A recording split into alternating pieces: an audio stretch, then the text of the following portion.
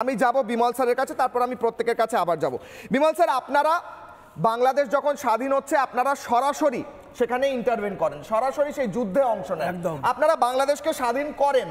সেই স্বাধীন হওয়া বাংলাদেশে একদিকে যেমন হিন্দুদের ওপর অত্যাচার চলে, আরেকদিকে এই মোহাম্মদ ইউনুস, চোর চিটিংবাজ মোহাম্মদ ইউনুস, সে সরকার চালাচ্ছে। বা সেই সরকারটা যদি নাও থাকে, মোহাম্মদ ইউনুস যদি পদত্যাগ করে, সেই জায়গাতে এমন কাউকে বসাতে হবে যিনি দুর্নীতিগ্রস্ত, চোর চিটিংবাজ নয়, বা যে এই জঙ্গিবাদীদের সমর্থন করে না। এই টপ সিক্রেট ফাইলে রয়েছে আমার কাছে, যেখানে সেনাবাহিনীর সদস্যরা এবং সেনাবাহিনীর একদম টপে যিনি বসে আছেন ওয়াকারুজ্জামান, মিটিংয়ে তারা বিচার করছে সেখানে ইমার্জেন্সি লাগু হবে কিনা। আপনার কি মনে হয় এই মুহূর্তে সেনাবাহিনীর দ্রুত পদক্ষেপ নিয়ে গোটা দেশটায় ক্ষমতা কায়েম করে সেখানে আইনের শাসন ফিরিয়ে আনা প্রয়োজন কিনা? আমি প্রথমে বলবো যে সেনার প্রধান উনি যে ধৈর্যের পরীক্ষা দিয়েছেন, আমি বলবো এটা একজন সেনাপ্রধান হিসাবে এটা বিরাট সাফল্য ওনার। কারণ হচ্ছে যে অন্য কোনো দেশে হলে আজকে ওনারা ওয়েট করতেন না কখনোই যে কখন উনি সময় পাবেন, কখন দেশে হবে, সামরিক শাসন জারি হবে।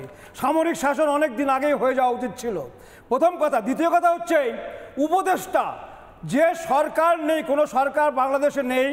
আমরা যখন বাংলাদেশকে স্বাধীন করেছিলাম তখন কিন্তু একটা জিনিস, আমি যেহেতু একদম ফ্রন্টে ছিলাম এবং বাংলাদেশে ছিলাম, আমি যেটা দেখেছি, বহুদিন আমি বাংলাদেশে ছিলাম, যে তাদের যে ক্ষমতা, সেই ক্ষমতাটা সীমিত ছিল। এই কারণে তাদের কাছে কোনোদিন কোনো ক্ষমতা ছিল না, আইনি প্রশাসন তাদের হাতে ছিল না কখনো, সম্পূর্ণ ছিল পশ্চিম পাকিস্তানের হাতে। সুতরাং তাদের মধ্যে সেই জিনিসটা, যে আইন শৃঙ্খলা কীভাবে রাখতে হয়, সেই জিনিসটা প্রথমে আসেনি। তারপরে আস্তে আস্তে আস্তে যখন এদের ম্যাচিওর হয়েছে, তারপরে তাদের এই জিনিসটা। আজকে দেখুন, আজকে সম্পূর্ণ দেশটা চলছে উপদেষ্টাকে দিয়ে। উপদেষ্টা মানে কি? উপদেশ দিচ্ছেন, কাকে উপদেশ দিচ্ছেন এবং কে শুনবে, কাজটা করবে কে? সবাই উপদেষ্টা। সবাই যদি উপদেষ্টা হয় তাহলে একজনকে তো সেটা ইমপ্লিমেন্ট করতে হবে। Who will implement the order? একজন অর্ডার দিচ্ছে, ইমপ্লিমেন্ট করার কেউ নেই। এই অবস্থার মধ্যে আমি বলবো সেনার প্রধান উনি যে ধৈর্যের পরীক্ষা দিয়েছেন, এটা একটা বিরাট পরীক্ষা। আমার মনে হয় উনি যে কোনো দিন যে কোনোভাবে, উনি যেভাবে তৈরি হচ্ছেন, অলরেডি ঢাকাতে যেভাবে চতুর্দিক দিয়ে তারা ঘিরে ফেলেছেন। প্রথম কথা হচ্ছে ওনার মাথায় একটা জিনিস আছে, সিভিলিয়ান যারা আছে ওখানকার সব লোক তো আর সমান নয়, ওখানে বহু লোক আসে যারা জানে যে এই দেশটাকে এখন ইউনুসের হাত থেকে বাঁচাতে হলে একমাত্র রাস্তা যে সেনার প্রধানকে মাঠে নামানো। এবং সেই জন্য উনি ঠিক বুদ্ধি করে এমন সুন্দরভাবে আগে ওনার সেনাকে কিন্তু ঢাকায় নিয়ে এসছেন। সমস্ত আশেপাশে যেসব ইয়েগুলো ছিল, ক্যান্টনমেন্ট ছিল, প্রতিটি ক্যান্টনমেন্ট থেকে আগে সেনা নিয়ে এসছেন শহরের মধ্যে। তাতে কি হচ্ছে, জেনারেল পাবলিক যারা আছে তাদের মধ্যে একটা যে ভীতির সঞ্চার হয়, হঠাৎ করে আর্মি ঢুকে গেলে পারে শহরে, সেই জিনিসটা থাকবে না। এইটা কিন্তু আমি বলবো সেনার প্রধানের সেনাপ্রধানের একটা বিরাট সাফল্য এখানে।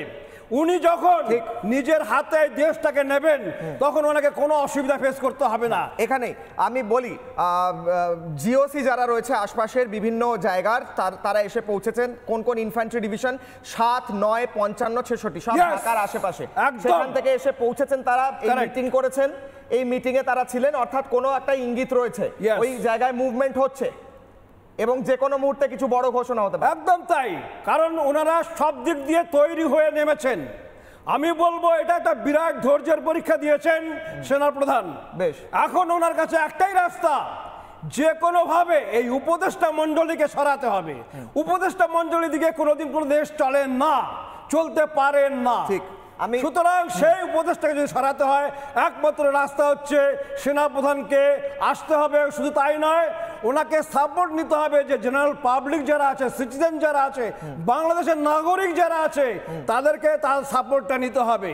আর একটা জিনিস খেয়াল রাখতে হবে, যারা আজকে দেখছেন বহু নতুন নতুন পার্টি হচ্ছে, কারণ কি উপায় নেই।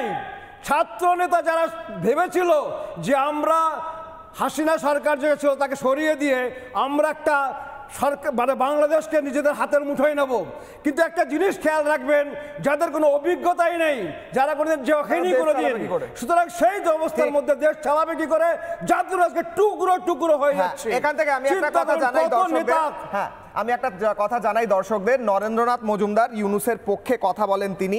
নরেন্দ্রনাথ মজুমদার সাধারণ সম্পাদক, বিবেকানন্দ গবেষণা কেন্দ্র বাংলাদেশ। আজ তার আমাদের সঙ্গে অনুষ্ঠানে যোগ দেওয়ার কথা ছিল, ইউনূসের পক্ষে কথা বলেন। শেষ মুহূর্তে তিনি যোগ দিলেন না। কেন দিলেন না, কোন অনিবার্য কারণে, নরেন্দ্রনাথ মজুমদার উত্তর দেবেন। কিন্তু নরেন্দ্রনাথ মজুমদারের এই যোগ না দেওয়া কর্নেল স্যার বুঝিয়ে দিচ্ছে যে যারা ইউনূসপন্থী, যারা ইউনূসের সমর্থক, তাদের কোথাও ভয় লেগেছে। নাহলে হঠাৎ করে শেষ মুহূর্তে এই অনুষ্ঠানে যোগ না দিয়ে, বক্তব্য না রেখে তিনি প্রমাণ করলেন মোহাম্মদ ইউনূস কতটা ভয় থরথর করে কাঁপছে এই মুহূর্তে, তাই নয় কি স্যার? বলুন। দেখুন, একটা রমজান মাস, রমজান মাসের মধ্যে আমরা সবাইকে ক্ষমা করে দিই। একটা অপারেশন আছে ডেভিল হান্ট। ডেভিল হান্ট কারা করছে? পুলিশ করছে না আর্মি করছে? আর কতজন লোক মানুষ এখন জেলে আছেন আন্ডার ট্রায়াল? 21,000 থেকে বেশি যদি আমাদের ডাটা ঠিক থাকে। ওই 21 জন লোক, ওদের পরিবার লোক, ওরা কি করে এখন ঈদ মানাবে? ওরা কি করে উল্লাস করবে? ওদের পরিবারে 21,000 লোক এই আর্মি করেছে না কে করেছে? এইটা আমাদের দুজন প্রবীণ আমাদের আইনজীবী আপনাদের প্যানেলে আছেন। আজকে জরুরি ছিল ওই ডেভিল হান্ট নিয়ে কথা বলতে, কি এই যে বাংলাদেশের আর্মি চিফ আছেন উনি জবাব দেন, এই ডেভিল হান্ট কোন ডেভিল আপনি খুঁজেছেন? আর এই 21,000 থেকে বেশি লোক যারা জেলে আছে ওরা কারা? ওরা কি ডেভিল আছেন? ওরা কি জামাতের লোক? ওরা কি বিএনপি লোক? নয়। এই জন্য আপনাকে দায়ী করছি আমরা, ওটা জবাব দিন আপনারা। নাম্বার 1। নাম্বার 2, এই যে নতুন রাজা এসছেন, ওনার নতুন কাপড় এসছে। নতুন রাজা কে? নতুন রাজা ইউনূস, সরি জেনারেল ওয়াকারুজ্জামানকে আপনি নতুন রাজা বলছেন? ইয়েস, হি ইজ রাজা। উনি পুরো কন্ট্রোলে আছেন, উনি বাংলাদেশে উনি কন্ট্রোল করছেন। ইউনূস করছে না, না কেউ করছে না। হাসনাত আব্দুল্লাহ এই সেই হ্যানত্যান করছে না। উনি বুঝতে পেরেছেন যে হাসনাতে যতগুলো জঙ্গি ছেলেগুলো, ওদের ঢাকার বাইরে কোন জঙ্গি ছেলে 23 মিলিয়ন আজকে দরকার আছে আমাদের এই বাংলাদেশ সুপ্রিম কোর্টে, কি $23 মিলিয়ন কোথায় গেল? কোথায় আছে 260 কোটি থেকে বেশি টাকা? এই 260 কোটি টাকা নিয়ে এই জঙ্গি ছেলেগুলো হোয়াটসঅ্যাপ ফেসবুক টুইটার করে মানুষকে একটা বিভ্রান্ত করেছিল। ওরা ভেবেছিল যে আমরা এখানকার নতুন লোক যারা আমরা দল বানাবো। এখন জেনারেল ওয়াকারুজ্জামান বুঝতে পেরেছেন, রাইট? জেনারেল ওয়াকারুজ্জামান তো সবার সঙ্গে রিলেশন ভালো। আওয়ামী লীগের সেই প্রাইম মিনিস্টার শেখ হাসিনা ওয়াজেরের ছেলে বলছেন আর্মির সঙ্গে আমাদের ভালো রিলেশন, উনি আমার মাকে একটা সামরিক বিমান দিয়েছেন। উনি গোলাম হাসানের ছেলে ব্রিগেডিয়ার আব্দুল্লাহকে রিলিজ করে ওনাকে রিস্টোর করেছে। আওয়ামী লীগ জামাত ইসলামের আমির, ওনার নেতা বিএনপি 2 তারিখে 2 জানুয়ারি উনি গিয়েছিলেন ম্যাডাম খালেদা জিয়ার কাছে, বলে ম্যাডাম আপনার শরীর কিরকম, আমি আছি। আর এবার উনি 11 মার্চে কাকে ডাকলেন? উনি ডাকলেন এই যে ছোকরাগুলো যাদেরকে আমাদের সিপাহি, বাংলাদেশের সিপাহি কথা বলবে না, ওদেরকে নিজে বাড়িতে ডাকলেন। আর কি কথা বলছেন? উনি নেগোশিয়েট করছেন কি তোমরা কিছু সিট নিয়ে নাও, তুমি কথা বলো। এই ঠিক বলছে যারা বাংলাদেশের মানুষ, 17 কোটি মানুষ ভালোই বলছে cantonment politics has to B closed. It is against the India, it is against the Democratic norms. এই ক্যান্টনমেন্ট পলিটিক্স করে Ziaur Rahman anti India sentiment তৈরি করলেন।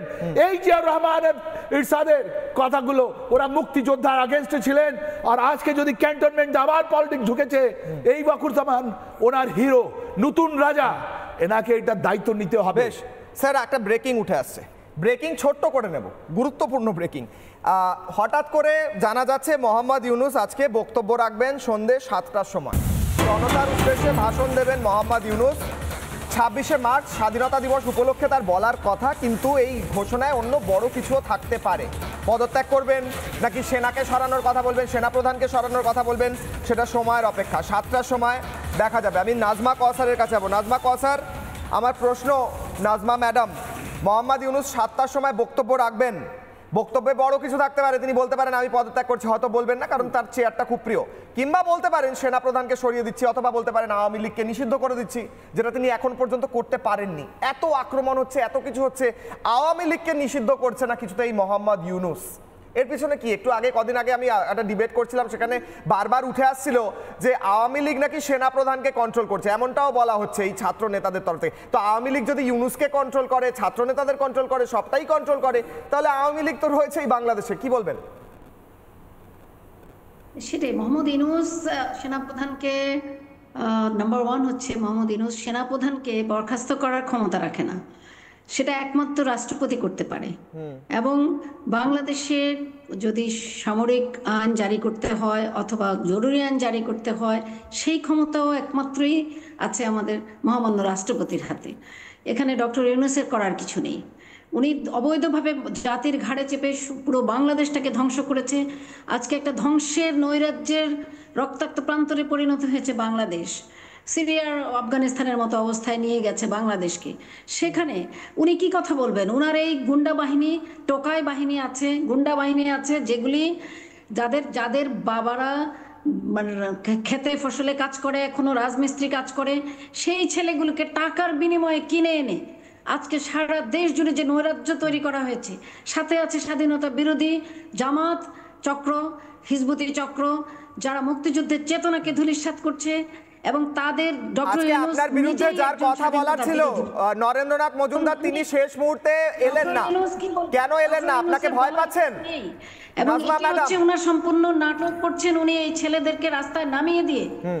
এখন সেনাবাহিনীকে মুখোমুখি তৈরি করে, সেনাবাহিনীকে বিতর্কিত করে, দেশে একটা বিতর্কিত অবস্থা তৈরি করে উনি নির্বাচনকে পিছিয়ে দিতে চাচ্ছেন। উনার ক্ষমতাকে উনি দীর্ঘায়িত করার জন্য এই চক্রান্ত করছেন উনি। সম্পূর্ণ সমস্ত নৈরাজ্য পরিস্থিতির পিছনে ডক্টর ইউনূস এবং তার এই স্বাধীনতা বিরোধী। সেটাই নাজমা ম্যাডাম, আপনার বিপক্ষে যে বলার ছিল সেই ব্যক্তি ডক্টর মোহাম্মদ ইউনূস, যে নিজেকে ডক্টর বলে, তার সমর্থক, সে আজকে শেষ মুহূর্তে এলো না এই অনুষ্ঠানে, অর্থাৎ ভয় পেয়েছে, অর্থাৎ হঠাৎ করে ভয়ের বাতাবরণ সৃষ্টি হচ্ছে, তাই নয় কি? দ্রুত শেষ করুন নাজমা ম্যাডাম। অবশ্যই অবশ্যই তাই। এরা সবাই আসলে এখন কোনো পালাবার রাস্তা নেই, নিজেদেরকে রক্ষা করার জন্যই এরা আরেকটা, আমাদের আশঙ্কা এরা আরেকটি হত্যাকাণ্ড ঘটাবে বাংলাদেশে। জেলে যে সকল আমি 10 সেকেন্ড দেব নিজুম মজুমদার এবং বিমল স্যারকে, 10 সেকেন্ড করে, কারণ সময় একদম কম। ম্যাডাম একটু সঙ্গে থাকুন, আমি একদম 10 second. Nijum Majumdar, concluding comment, কি হতে চলেছে বাংলাদেশে? নিজুম মজুমদার। কি হতে চলেছে, আপনারা যেরকম জরুরি অবস্থার কথা বলছেন, সেটা আমি হয়তো বা এইভাবে না বলতে পারলেও আমি এতটুকু নিশ্চিত করে বলতে পারি যে এই দখলদার বাহিনী বাংলাদেশে সার্ভাইভ করতে পারে না। সেটা বাংলাদেশের কৃষক বলুন, বাংলাদেশের শ্রমিক বলুন, মুটে মজুর বলেন, যে কেউই হোক না কেন, যে তারা এটা রিভল্ট করবেই। আমি মনে করি যে এই অবৈধ সরকারের সময় শেষ হয়ে গেছে। শেষ সেন্টেন্স, একটা সেন্টেন্স দেবো। হ্যাঁ, একটা সেন্টেন্স। একদম ঠিক কথা। কারণ হচ্ছে সংবিধান হিসাব যদি মানতে হয়, তাহলে পরে যে উপদেষ্টা কমিটি এখন বর্তমানে বাংলাদেশে আছে, তাদের আইন হিসাবে কোনো আস্থাই নেই তাদের থাকার ওখানে।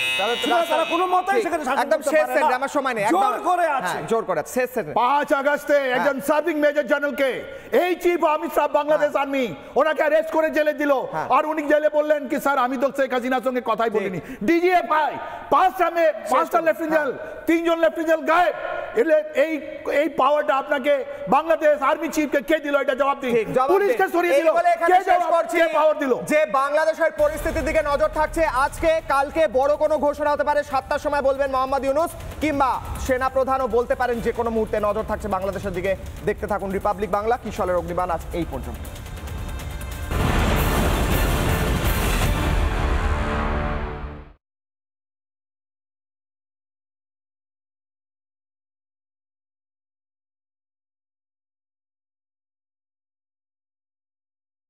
নানা ধরনের কন্টেন্ট দেখার জন্য লাইক করুন, শেয়ার করুন আমাদের ফেসবুক পেজ, সাবস্ক্রাইব করুন আমাদের ইউটিউব চ্যানেল।